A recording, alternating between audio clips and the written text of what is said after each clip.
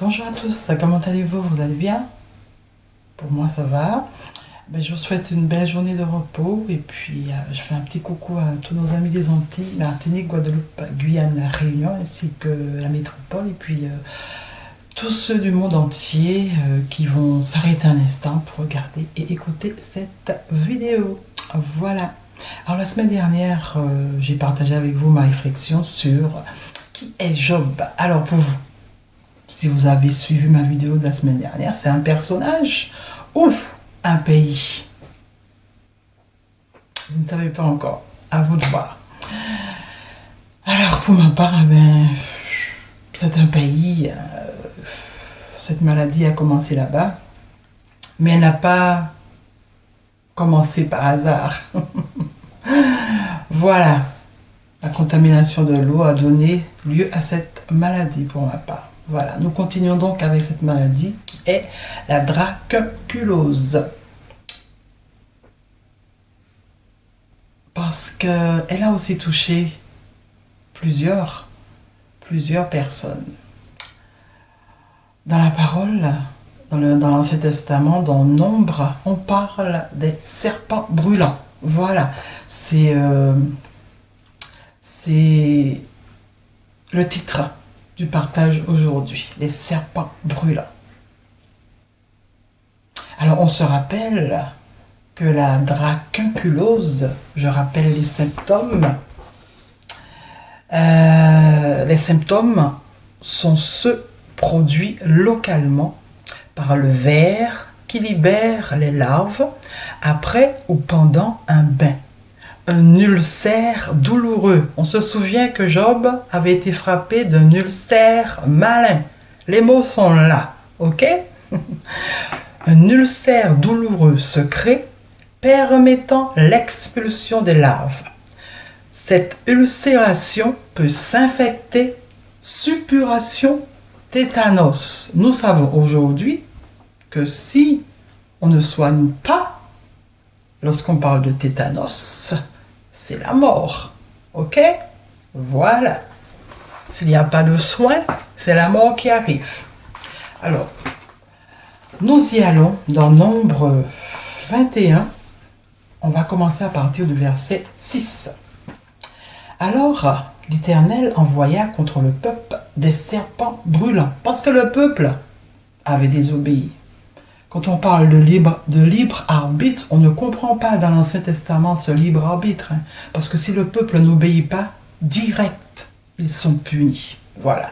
Alors, où est le libre arbitre? Je ne sais pas. Voilà. Alors, ils mordirent le peuple et il mourut beaucoup de gens en Israël. Le peuple vint à Moïse et dit, « Nous avons péché, car nous avons parlé contre l'Éternel et contre toi. » Prie l'Éternel afin qu'il éloigne de nous ces serpents. Moïse pria pour le peuple. L'Éternel dit à Moïse, fais-toi un serpent brûlant et place-le sur une perche. Quiconque aura été mordu et le regardera conservera la vie. Moïse fit un serpent d'airain, pas un serpent brûlant. Pourquoi l'Éternel lui demande de faire un serpent brûlant? C'est quand même bizarre.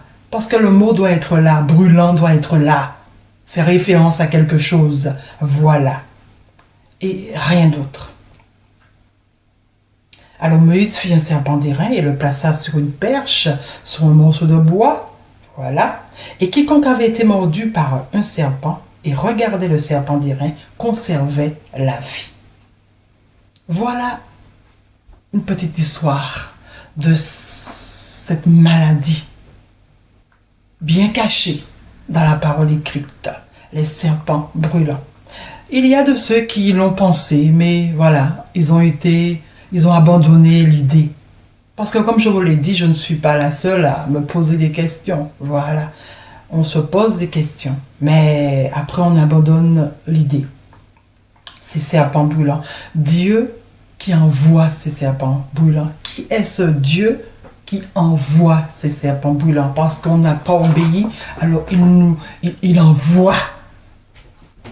Il envoie une pandémie, il envoie des catastrophes. Alors qui est-il ce Dieu qui punit comme ça?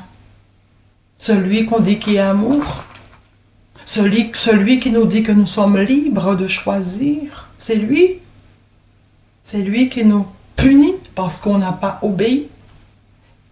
Et puis il punit jusqu'à la mort, hein, parce qu'il y a beaucoup qui sont morts. Alors revenons sur ces serpents brûlants, qui pour moi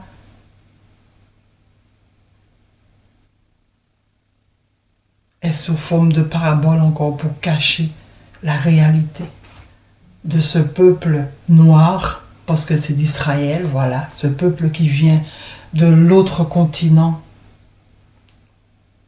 voilà, qui sont partis d'Égypte, voilà, et qui continuent leur traversée. Alors, on y va.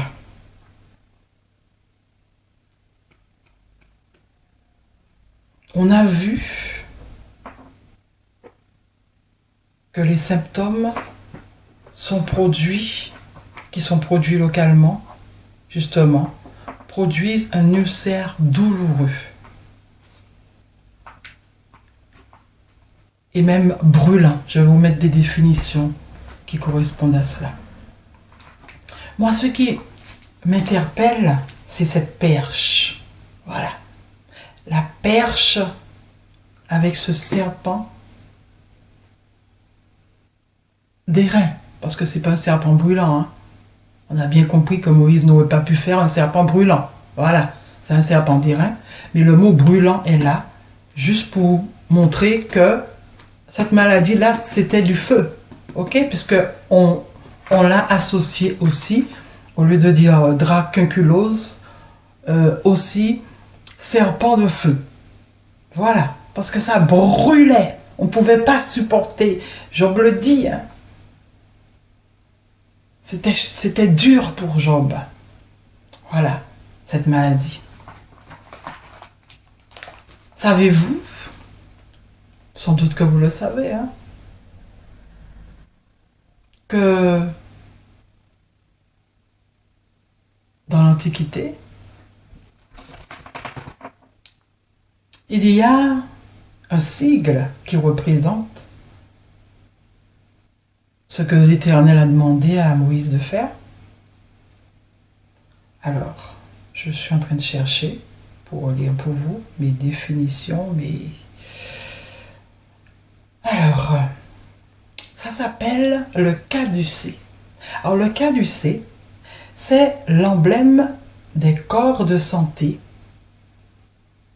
qui trouve son origine très loin dans l'histoire de l'humanité. Il faut rechercher l'origine du caducée dans la mythologie grecque ou romaine. Il est l'attribut de deux divinités, Hermès, Mercure, et Asclépios, Esculape. Voilà, je vous mets tout ça pendant que je lis, je vous mets aussi les images et tout ce qu'il faut. Voilà, le caducée, c'est cela. Vous voyez, emblème des professions médicales et paramédicales. Le caducée reprend le principal attribut d'Hermès, formé d'une baguette surmontée de deux petites ailes et autour de laquelle s'entrelacent deux serpents. Voilà. Mais le caducée, dans l'Antiquité, Asclépios, le dieu de la médecine chez les Grecs, était représenté appuyé sur un bâton autour duquel s'enroulait un serpent. Et ce bâton s'appelait, je vous le mets, le bâton d'Esculape. Le voilà, mes amis. Bizarre pour moi. Dès l'Antiquité, on se retrouve avec le bâton d'Esculape, qui ressemble drôlement à ce que Moïse a fait. Qu'est-ce que cela veut dire, mes amis?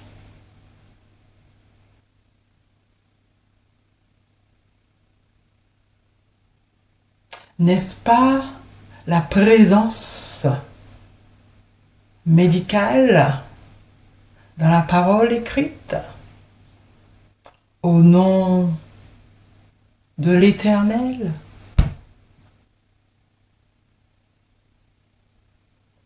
Ce bâton, justement, avait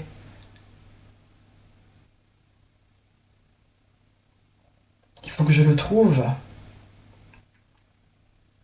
Ce bâton représentait l'arbre de vie. Quant au serpent, il se renouvelle en changeant de peau.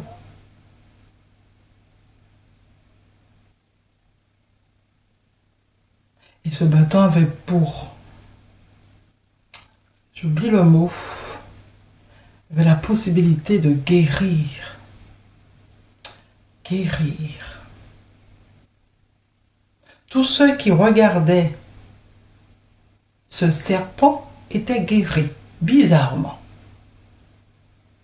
Mais on ne va pas vous dire qu'il y avait quelque chose à faire pour être guéri. On va vous dire tout ça. On va juste vous dire, tous ceux qui levaient la tête et regardaient le serpent étaient guéris. Et puis les films font le reste. Hein.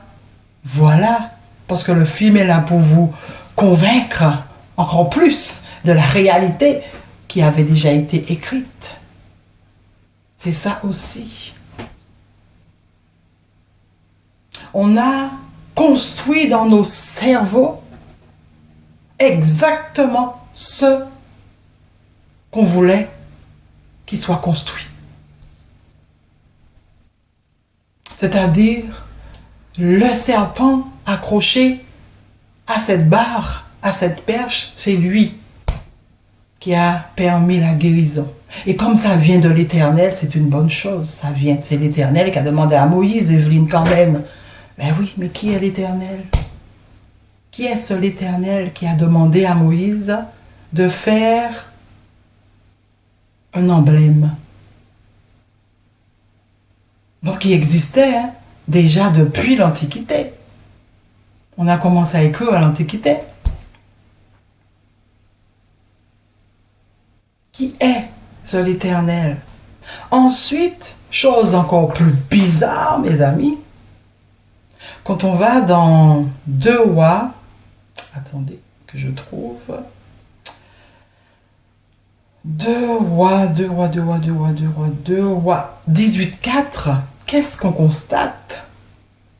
Il fit disparaître les hauts lieux, brisa les statues, abattit les idoles et mit en pièces le serpent d'airain que Moïse avait fait. Car les enfants d'Israël avaient jusqu'alors, brûlé des parfums devant lui.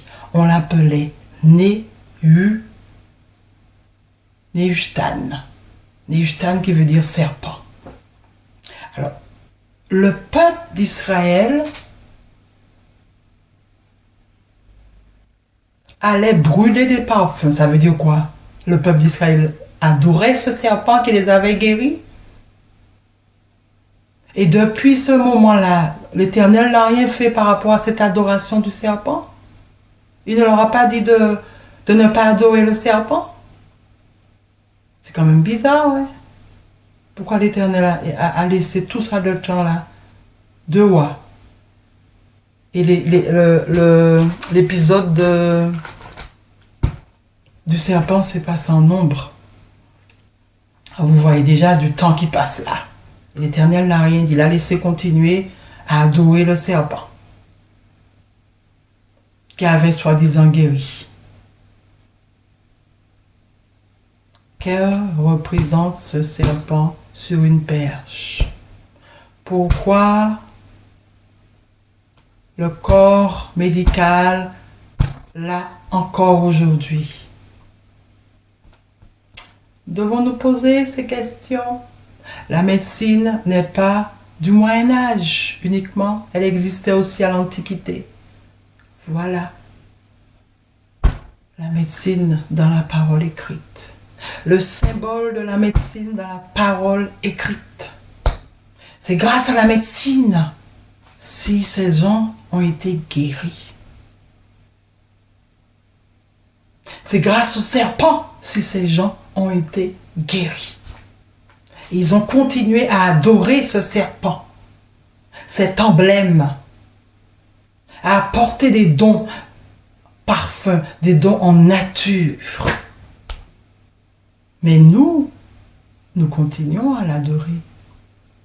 Parce que nous apportons toujours des dons, mes amis. Toujours. Là, c'est des dons financiers. Plus on n'a pas besoin de parfum, on n'a plus besoin de nature. Voilà. C'était le temps ancien. Aujourd'hui, c'est différent. Nous payons. Tout est en parabole dans la parole écrite. Et ça n'a rien à voir avec la religion, mes amis. Ça n'a rien à voir avec la croyance. Ça n'a rien à voir avec celui qui nous donne la vie. Ça a tout à voir avec des humains. L'humain plus l'humain égale humain. C'est ce qui est dans la parole écrite. Rien d'autre. Tout est caché, tout est mystère, tout est parabole.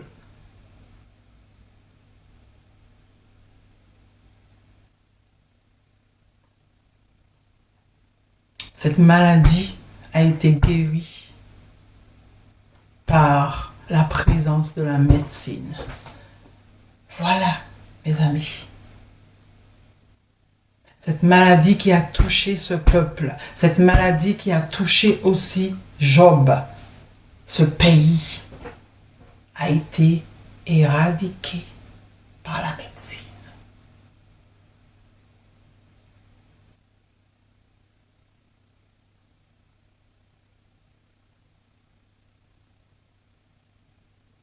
Comment celui qui nous a donné la vie aurait pu prendre comme symbole l'animal qui a fait chuter l'homme?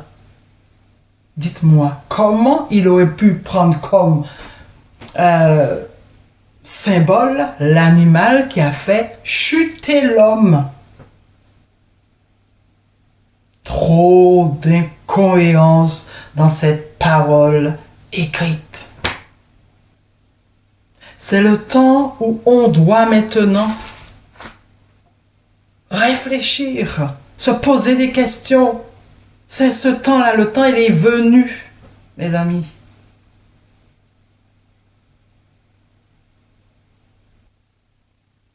Les choses deviennent de plus en plus claires parce qu'après,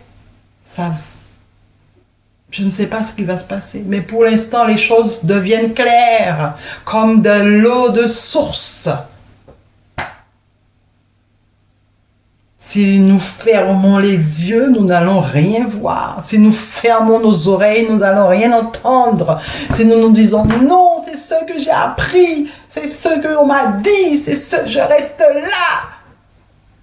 Comment il va faire pour nous permettre de voir si nous ne voulons pas voir? Comment il va nous permettre d'entendre si nous refusons d'écouter? Si nous sommes bornés.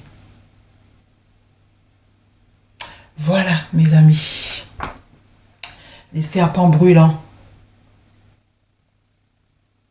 Cette maladie qui a touché ce pays et qui a été éradiquée par la médecine. Et si ces gens ne regardaient pas ce serpent, ils mourraient. Si ces gens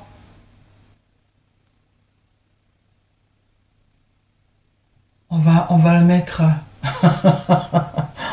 on va comment je vais dire ça?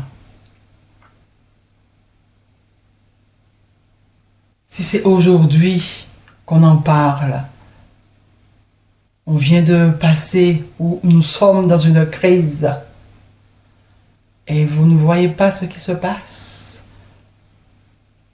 Nous ne sommes pas en face de serpents brûlants. Nous sommes en face d'autre chose. Mais si nous ne prenons pas ce qu'on nous impose, c'est la mort.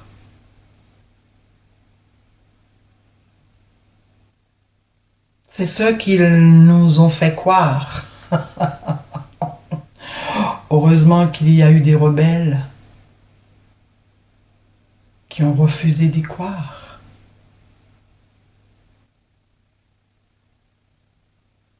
C'est la technique, mes amis. C'est la technique. Si vous ne faites pas ça, vous allez mourir. La peur.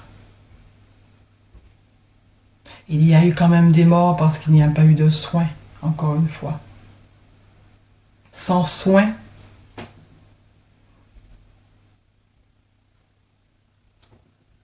c'est la mort. Celui qui nous a donné la vie n'est pas l'auteur de cette tragédie, mes amis. L'homme, pour plus de pouvoir, dans l'autre pays qui ne lui appartient pas, fait tout pour détruire l'homme. Simplement. Il se cache derrière une divinité, derrière Dieu. Voilà, pour faire ce qu'il doit faire, pour régner.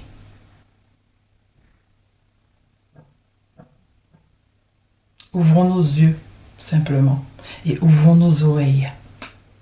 Nous comprendrons la réalité de notre monde, simplement. Voilà mes amis, bisous à tous, bye bye.